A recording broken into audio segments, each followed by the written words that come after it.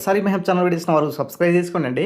TGPSC నుంచి వచ్చేటటువంటి నోటిఫికేషన్స్‌లో మరి 2026లో వచ్చేటటువంటి నోటిఫికేషన్‌లో మరి తక్కువ కాంపిటీషన్‌లో ఉండేటటువంటి పోస్టులు గనుక చూసుకున్నట్లయితే మరి తొందరగా జాబ్ కొట్టేటటువంటి స్కోప్ ఉన్నటువంటి పోస్టులు, అదేవిధంగా వన్ ఆఫ్ ద మేజర్ సబ్జెక్టులు ఉన్నటువంటి పోస్టులు మరి ఈ ఉన్నటువంటి ఎవరైతే క్వాలిఫికేషన్ ఉన్నారో సో వాళ్ళకి మంచి అవకాశం అండి.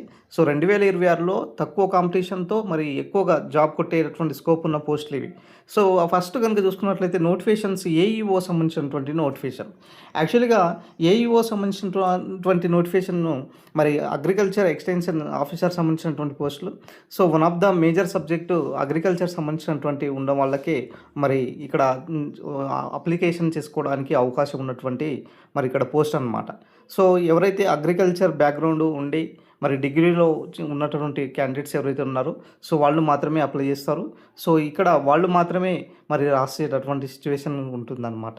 సో నెక్స్ట్ కనుక నోటిఫికేషన్ కనుక్కున్నట్లయితే మరి జేఓ సంబంధించినటువంటి నోటిఫికేషన్. సో దీన్ని జూనియర్ అకౌంట్ ఆఫీసర్ సంబంధించినటువంటి పోస్టులు అంటారు.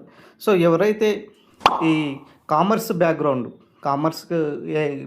ఉన్నటువంటి క్యాండిడేట్స్ ఎవరైతే ఉన్నారో సో వాళ్ళకు మాత్రమే ఛాన్సెస్ ఉంటుందన్నమాట. ఎవరైతే బీకామ్ చేసినటువంటి క్యాండిడేట్స్ ఎవరైతే ఉన్నారో సో వాళ్ళకి ఎలిజిబుల్ ఉంటుంది. ఎవరైతే డిగ్రీలో బీకామ్ చేసిన వాళ్ళు, మరి బీఎస్సీ వాళ్ళకు ఛాన్సెస్ ఉంటుందా అంటే ఉండదండి.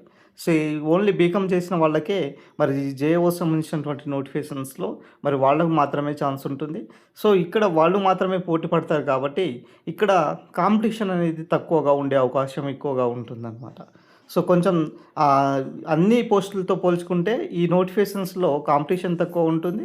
సో మరి ఎక్కువ స్కోప్ ఉంది జాబ్ వచ్చేటటువంటి ప్రిపేర్ అయితే మరి ఎక్కువ స్కోప్ ఉన్నటువంటి నోటిఫికేషన్స్లో మరి ఈ నోటిఫికేషన్స్ అనే చెప్పుకోవాలి. ఇక నెక్స్ట్ కనుక చూసుకున్నట్లయితే ఏఎస్ఓ సంబంధించినటువంటి నోటిఫికేషన్. ఎవరైతే స్టాటిస్టిక్స్ చేసేటటువంటి క్యాండిడేట్స్ ఎవరైతే ఉన్నారో so one of the major subject statistics ఉండాలి. మరి డిగ్రీలో మరి ఖచ్చితంగా స్టాట్స్ చేసిన వాళ్ళు మాత్రమే ఎలిజిబుల్ అన్నమాట. సో అలాంటి క్యాండిడేట్స్కి మాత్రమే ఏఎస్ఓ సంబంధించినటువంటి మరి అప్లికేషన్ చేసుకోవడానికి ఉంటుంది. సో ఎవరైతే సీరియస్గా ప్రిపేర్ అవుతారో ఇలాంటి సంబంధించినటువంటి కొన్ని పోస్టులు ఎవరైతే సీరియస్గా ప్రిపేర్ అవుతారో సో వాళ్ళకు చాలా మంచి అవకాశం అండి. ఎందుకంటే ఇక్కడ కాంపిటీషన్ మరీ అంతకు ఉండదు. సో కేవలము ఈ సంబంధించినటువంటి సబ్జెక్టులు చేసుకున్న వాళ్ళే ఉంటారు కాబట్టి సో కొంచెం బెనిఫిట్ ఉంటుంది. తర్వాత ఏఈ మెకానికల్ ఎవరైతే మరి మెకానికల్ చేసినటువంటి క్యాండిడేట్స్ ఎవరైతే ఉంటారో సో వాళ్ళకు మాత్రమే ఛాన్సెస్ ఉంటుంటాయి అన్నమాట. సో రీసెంట్గా మనం చూసాము. సో ఎంఎస్టీ పోస్టులు కనుక చూసుకున్నట్లయితే అక్కడ మెకానికల్ చేసిన వాళ్ళే ఎలిజిబుల్ ఇచ్చారు. తక్కువ కాంపిటీషన్, దాదాపుగా 5,000 6,000 వరకే అప్లై చేశారు. సో ఎగ్జామ్స్ కూడా తక్కువ మంది రాశారు.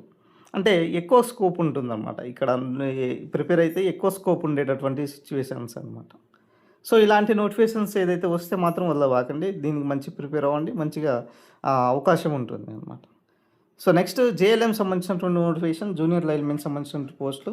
ఇప్పుడు ఉన్నటువంటి తెలంగాణ పబ్లిక్ సర్వీస్ కమిషన్ విడుదల చేసే నోటిఫికేషన్లు దాదాపుగా 2,000 నుంచి 3,000 పైగా ఉన్నాయి. సో ఈ నోటిఫికేషన్స్ మాత్రము మరి ఎక్కువ పోస్టులు ఉన్నాయి కాబట్టి ఇక్కడ కూడా మంచి అవకాశమే అనుకోవాలి. తర్వాత ఫిషరీస్ సంబంధించినటువంటి నోటిఫికేషన్స్.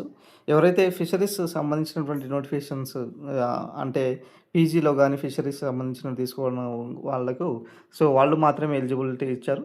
సో వాళ్ళకు మంచి బెనిఫిట్ ఉంటుంది. మరి సెరికల్చర్ సంబంధించినటువంటి పోస్టులు కూడా అండి. ఎవరైతే సెరికల్చర్ సంబంధించినటువంటి చేసి ఉండేటటువంటి క్యాండిడేట్స్ ఎవరైతే ఉంటారో మరి అలాంటి సెరికల్చర్ వాళ్ళకే ఎలిజిబిలిటీ ఉంటుందన్నమాట. సో ఈ అగ్రికల్చర్ రిలేటివ్లో సెరికల్చర్ సంబంధించినటువంటి పోస్టులు పడితే వాళ్ళకే ఎలిజిబిలిటీ ఉంటుంది కాబట్టి ఇక్కడ కాంపిటీషన్ తగ్గే అవకాశం ఉంటుంది. నెక్స్ట్ శానిటరీ ఇన్స్పెక్టర్లు కూడా అంతే అండి. సో ఇక్కడ కూడా మనకు కాంపిటీషన్ చాలా తక్కువగా ఉండే అవకాశం ఉంటుంది. సో మిగతా జాబ్స్తో పోల్చుకుంటే ఇక్కడ స్పెసిఫిక్గా వాళ్ళే ఉంటారు కాబట్టి ఇక్కడ కాంపిటీషన్ తక్కువగా ఉంటుంది. అదేవిధంగా మరి సీరియస్గా ప్రిపేర్ అయితే జాబ్ వచ్చేటటువంటి స్కోప్ ఎక్కువగా ఉంటుంది. నెక్స్ట్ సిడిపిఓ ఈఓ సంబంధించినటువంటి ఉద్యోగాలు. సో ఈ పోస్టులకు కేవలం మహిళలకు మాత్రమే అవకాశం ఇస్తారు. సో మరి ఎవరైతే ఈ ఇంట్రెస్టెడ్ అయినటువంటి క్యాండిడేట్స్ ప్రిపేర్ అవుతారు సో వాళ్ళకు చాలా కాంపిటీషన్ వాళ్ళే ఉంటారు కాబట్టి కొంచెం బెనిఫిట్గా ఉంటుందన్నమాట. సో ఇది ఓవరాల్గా సంబంధించినటువంటి అప్డేట్ అండి. తెలంగాణలో వచ్చేటటువంటి అప్కమింగ్ నోటిఫికేషన్స్లో కాంపిటీషన్ తక్కువగా ఉండి కొంచెం ఫేవర్గా మంచిగా చదివితే జాబ్ వచ్చేటటువంటి సిట్యుయేషన్స్ ఉన్నటువంటి పోస్టులు గనక చూసుకున్నట్లయితే ఈ సంబంధించినటువంటి నోటిఫికేషన్స్ మాత్రం చాలా అనుకూలంగా ఉంటాయన్నమాట. సో ఇది ఓవరాల్‌గా సంబంధించినటువంటి అప్డేట్. వీడియో నచ్చిన లైక్ చేయండి, షేర్ చేయండి, సబ్స్క్రైబ్ చేసుకోండి.